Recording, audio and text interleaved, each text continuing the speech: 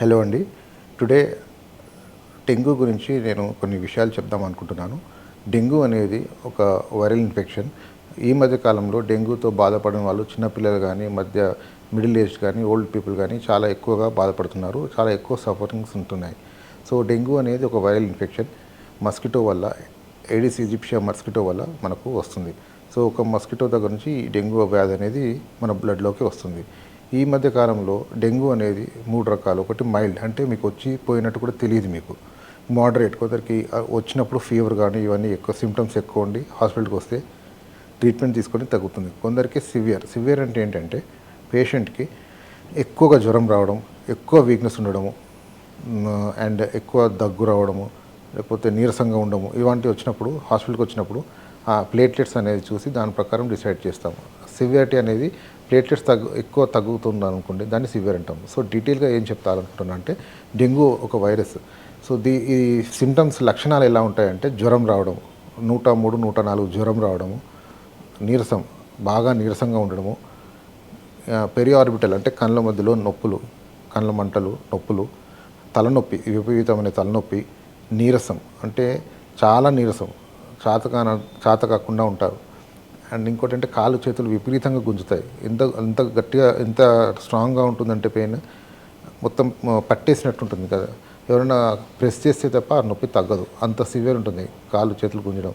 So ఇలా different kind of clinical సిమ్టమ్స్లో patients ఉంటారు. సో మా దగ్గరకు వచ్చినప్పుడు మేమేం చేస్తామంటే ఏ రకమైన జ్వరాలు అనేది చాలా రకాలు ఉంటాయి, ఏ రకమైన జ్వరం అనేది చూసుకుంటాం. సో ఇప్పుడు ఇది కూడా సీజనల్గా ఎక్కువ ఉంటుంది డెంగ్యూ అనేది.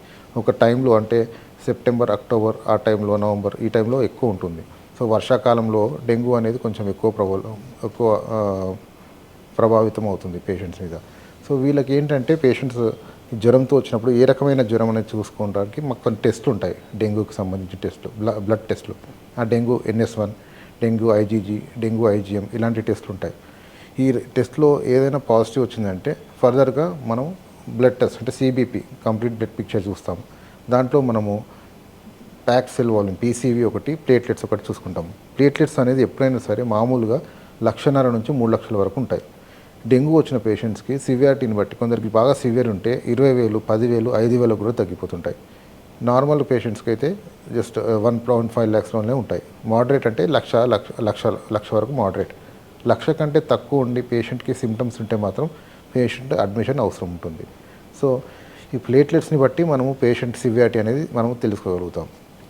ప్లేట్లెట్స్ అనేది డెంగ్యూ పేషెంట్లో తగ్గుతూ ఉన్నప్పుడు ఎక్కడైనా సరే ప్లేట్లెట్ పని ఏంటంటే రక్తాన్ని స్ట్రాంగ్గా ఉంచడం. ఇప్పుడు ప్లేట్లెట్స్ తగ్గుతున్నాయంటే బ్లీడింగ్ అనేది ఎక్కువ అవుతుంటుంది. సరే, ఆ బ్లీడింగ్ అనేది ఎక్కడి నుంచి వస్తుందంటే నోట్లో నుంచి రావచ్చు, ముక్కులో నుంచి రావచ్చు, మోషన్లో రావచ్చు, యూరిన్లో రావచ్చు, అట్లా బ్లడ్ వస్తుంటుంది. అది ప్లేట్లెట్స్ తగ్గడం వల్ల అలా బ్లడ్ అనేది అలా మన ఆర్గన్స్ నుంచి వస్తుంది. సో ఇట్లా వచ్చినప్పుడు దాన్ని కొంచెం సివియర్గా మనము పరిగణించుకొని ICUలో అడ్మిషన్ కంపల్సరీ చేసుకొని కారణం ఏంటి అని తెలుసుకోవాలి. డెంగ్యూయే కారణమా, ఇంకేమైనా ఇతర కారణాలు అనేది తెలుసుకోవాలి. సరే, డెంగ్యూ పేషెంట్కి వచ్చాడు, పేషెంట్ డయాగ్నోస్ అయ్యాడు, ఫర్దర్ ట్రీట్మెంట్ ఏంటి? పేషెంట్ నార్మల్గా ఉండి, ఫీవర్ అనేది నార్మల్గా ఉండి, అండ్ వామిటింగ్స్ ఏం లేకుండా, తలనొప్పి అనేది మోడరేట్గా ఉంటే నార్మల్గా ట్యాబ్లెట్స్ ఇచ్చి పంపించేస్తాం. OP బేసిస్లో, అవుట్ పేషెంట్ బేస్లో ట్రీట్మెంట్ చేసి పంపిస్తాం.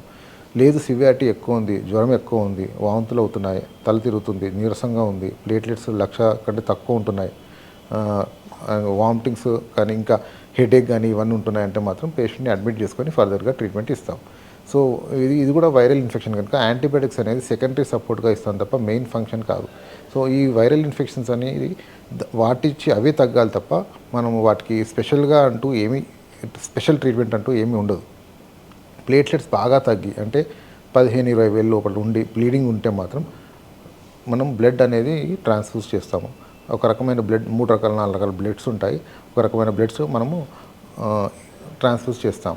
ట్రాన్స్ఫ్యూజ్ చేసినప్పుడు ప్లేట్లెట్స్ పెరిగి మనకు ఆ బ్లీడింగ్ అనేది తగ్గిపోయి పేషెంట్ రికవర్ అవ్వడానికి ఈజీగా ఛాన్సెస్ ఉంటాయి. సో పేషెంట్ మెయిన్లీ మనం ఆలోచించేది ఏంటంటే డెంగ్యూ పేషెంట్లో ఫీవర్ కంట్రోల్ చేయాలి, ప్లేట్లెట్స్ చూసుకోవాలి. ఈ 2 కంట్రోల్ చేస్తే పేషెంట్ అవుట్కమ్ బాగుంటుంది. డెంగ్యూ అనేది మన బాడీలో 4 నుంచి 8 రోజుల వరకు ఉంటుంది.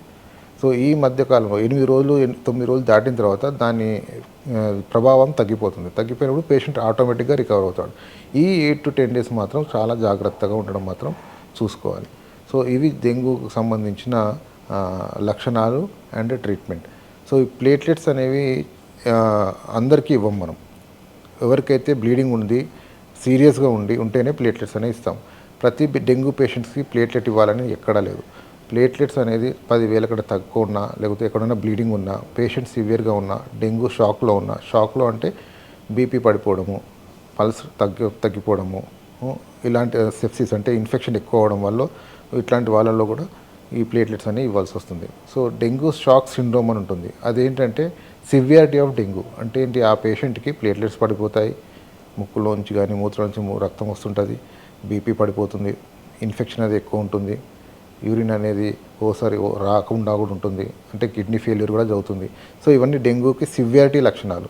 మనం అందుకే ఒకటే చెప్తాను, డెంగ్యూ అనేది నార్మల్గా వచ్చి వెళ్ళిపోవచ్చు and it may cause death also, అంటే దానివల్ల చనిపోవడం కూడా జరుగుతుంది. మనం డెంగ్యూ పేషెంట్కి మొదటి నుంచి 10 రోజుల వరకు జాగ్రత్తగా ఉండి ప్లేట్లెట్స్ చూసుకుంటూ, ఫీవర్ చూసుకుంటూ మానిటర్ చేసుకోవడం చాలా చాలా చాలా ఇంపార్టెంట్. సో ఇవన్నీ ఫాలో అయ్యారనుకోండి, డెంగ్యూ నుంచి బయటపడవచ్చు. డెంగ్యూ రాకుండా కొన్ని జాగ్రత్తలు తీసుకోవచ్చు. అంటే మనం ఉన్న ఇండియాలో ట్రాపికల్ కంట్రీలో మస్కిటోస్ అనేది చాలా ఎక్కడైనా మస్కిటో దోమలు అనేవి ఎక్కడైనా ఉంటాయి. సో అవాయిడ్ చేయడం కొన్ని మంత్స్ అంటే ఫ్యూ మంత్స్లో మనకు డెంగ్యూ అనేది ఎక్కువగా వ్యాప్తి చెందుతుంది. ఆ టైంలో కొన్ని జాగ్రత్తలు అంటే ఏంటి, దోమలు కుట్టకుండా చూసుకోవడం. దానికోసము మస్కిటో రిపెలెంట్స్ ఉంటాయి, కొన్ని క్రీమ్స్ ఉంటాయి. సో ఇట్లాంటివి జాగ్రత్తగా చూసుకోవాలి, అట్లాంటివి పెట్టుకొని ఉండాలి. ఇంకోటి అంటే వాటర్ స్టాగ్నెంట్ అనేది మన ఇంటి దగ్గర కానీ, చెట్ల దగ్గర కానీ, బయట కానీ వాటర్ స్టాగ్నెంట్గా ఉంటే అక్కడ దోమలు వచ్చి అక్కడ ఎగ్స్ పెడతాయి. దానివల్ల రీప్రొడక్షన్ దోమలు పెరుగుతుంటాయి. మళ్ళీ ఆ దోమలు కుట్టడం వల్ల కూడా డెంగ్యూ రావచ్చు. సో వాటర్ స్టాగ్నెంట్ ఉన్నా, లేకపోతే ఎక్కువ అన్హైజీనిక్ ప్లేసెస్కున్నా కానీ, హైజీనిక్గా ఉండడం కానీ, మెయిన్లీ హైజీనిక్గా ఉంటే మనకు డెంగ్యూ అవాయిడ్ చేసుకోవడం అనేది చాలా ఈజీ. హైజీనిక్గా ఉండడం అంటే ఏంటి, నీట్గా ఉండడము, దోమల్ని అవాయిడ్ చేయడము, మస్కులర్ రిపెంట్స్ పెట్టడము, లేకపోతే క్రీమ్స్ పెట్టుకోవడము, లేకపోతే నెట్లో పడుకోవడము, బెడ్కి నెట్ పెట్టుకొని పడుకోవడం, దోమలు కుట్టకుండా అవాయిడ్ చేసుకోవడం. దోమ కుట్టకుండా అవాయిడ్ చేసుకుంటే ఆటోమేటిక్గా మనము డెంగ్యూని అవాయిడ్ చేసినట్టే. సో ఇలాంటి ప్రికాషన్స్ కొన్ని తీసుకుంటే we can avoid dengue fever and we can be happy without any dengue complications.